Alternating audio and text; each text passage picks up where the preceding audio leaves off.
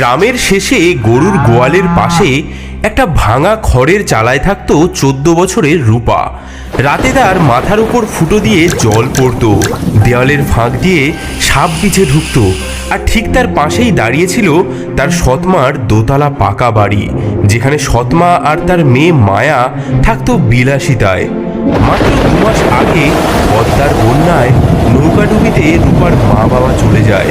তারপর থেকে সৎমার বাড়িতেই আশ্রয় নিয়েছিল রূপা, কিন্তু আশ্রয় নয়, যেন নরক।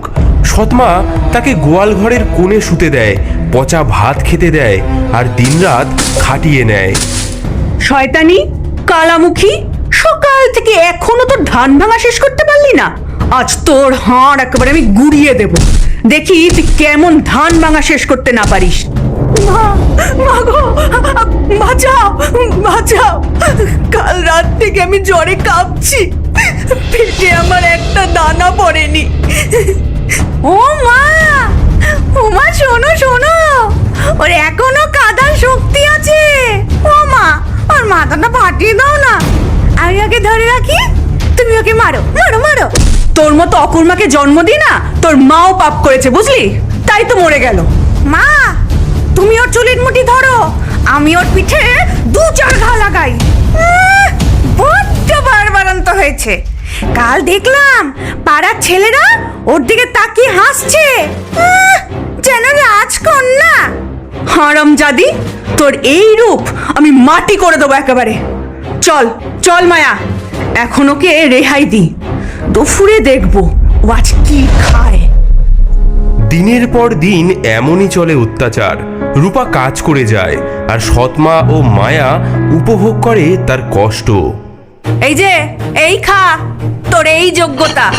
দেখো মা, ও কেমন পচা ভাতগুলো খায়, ঠিক যেন পুকুরের মতো। আর শোন, আজ পুকুর থেকে তুই কলমি শাক তুলে আনবি বুঝলি, নইলে কিন্তু রাতে খাবার পাবি না। কিন্তু মা, পুকুরে তো এখন সাপের উপদ্রব। তাতে কি হয়েছে?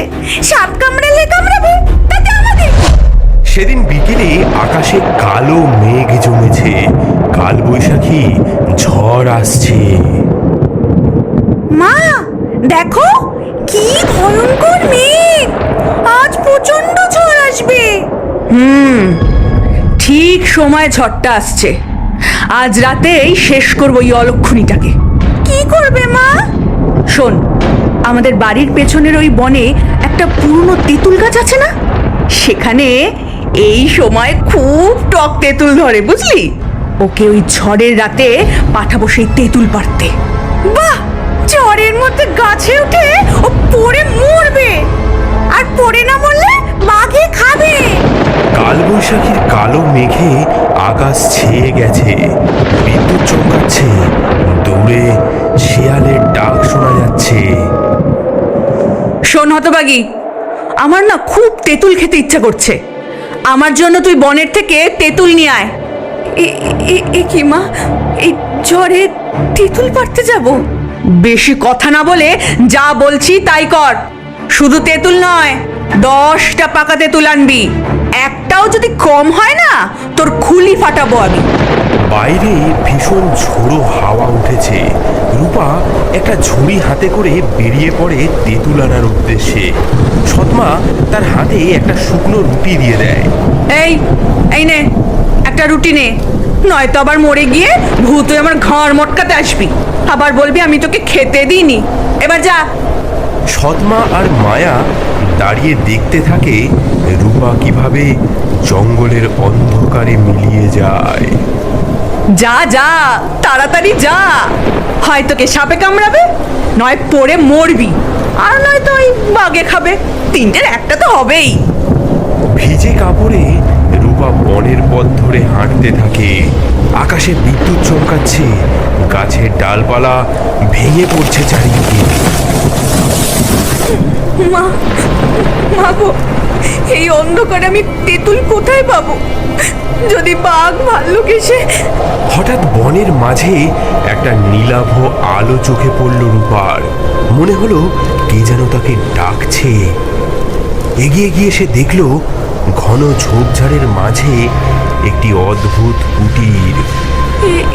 কি এমন ভয়ঙ্কর ঝড়ে এই গভীর বনে একটা বাড়ি, বাতিও জ্বলছে, মানুষ থাকে নাকি?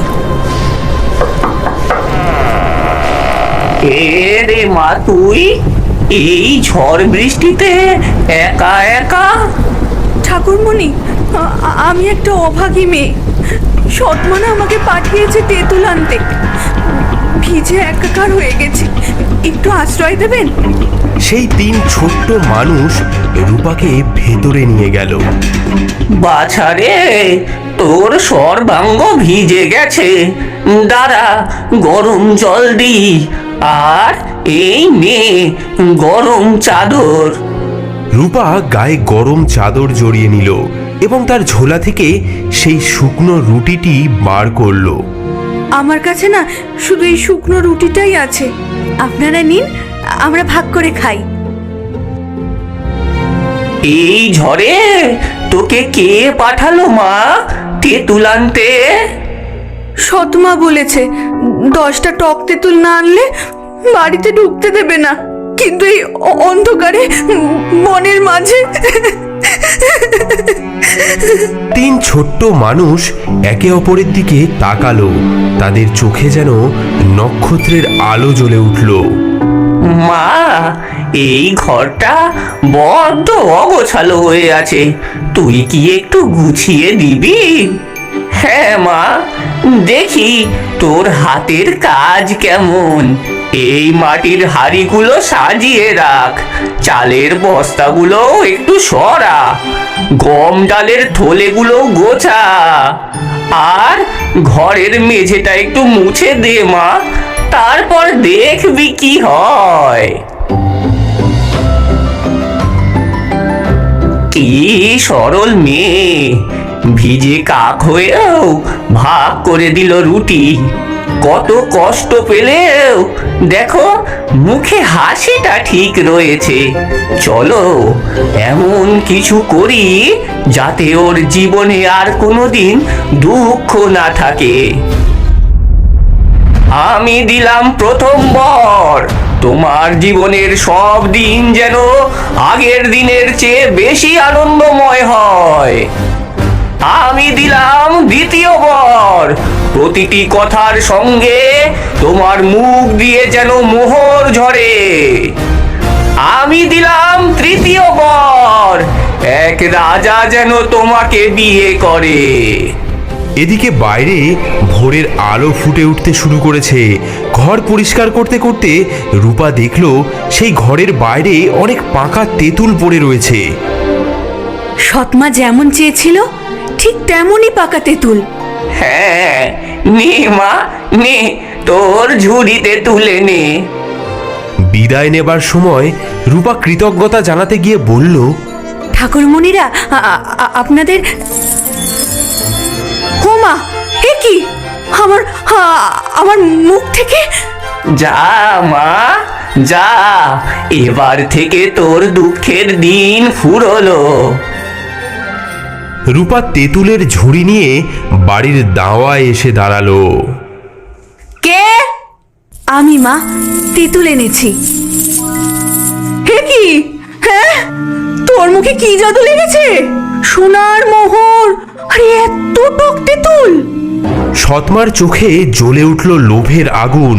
মেয়েটির ভাগ্য যে পাল্টে গেছে তা বুঝতে তার আর দেরি হলো না।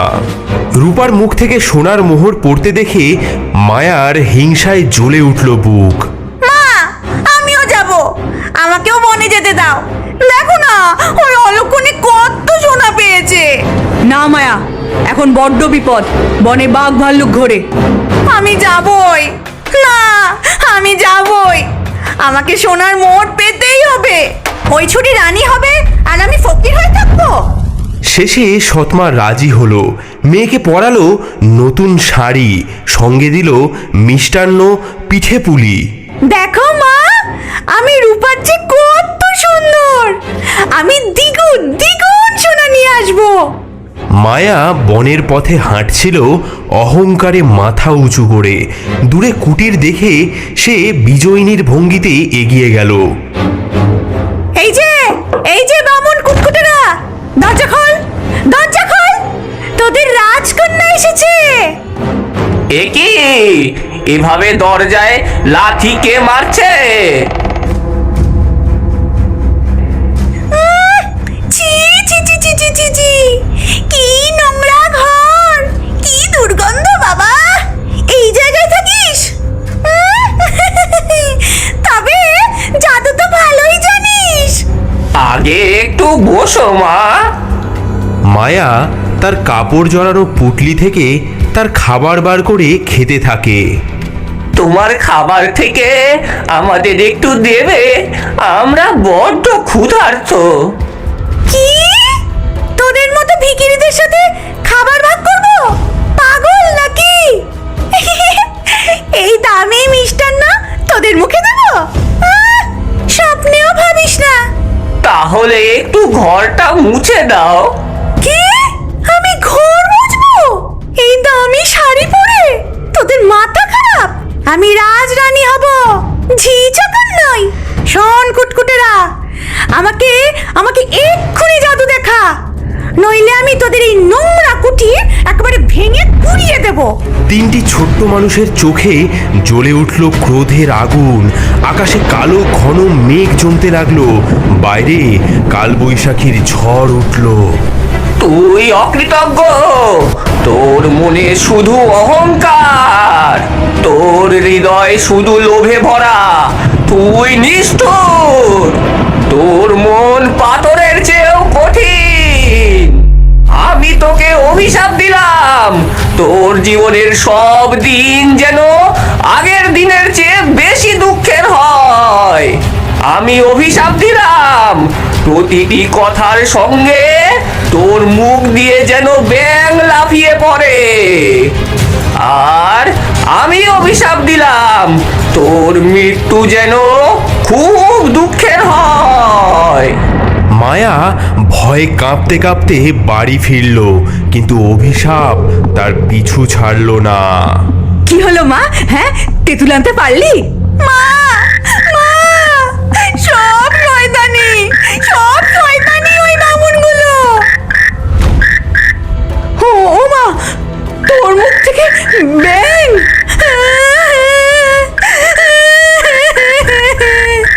মা, মা গো, আমার কি হলো? মায়ার মুখ থেকে বেরোনো সেই ব্যাঙগুলো লাফিয়ে লাফিয়ে সেই সৎমা এবং মায়াকে কামড়াতে শুরু করলো। ও মা, ও বাবারে, এই কামড়াচ্ছে! ও বাবারে,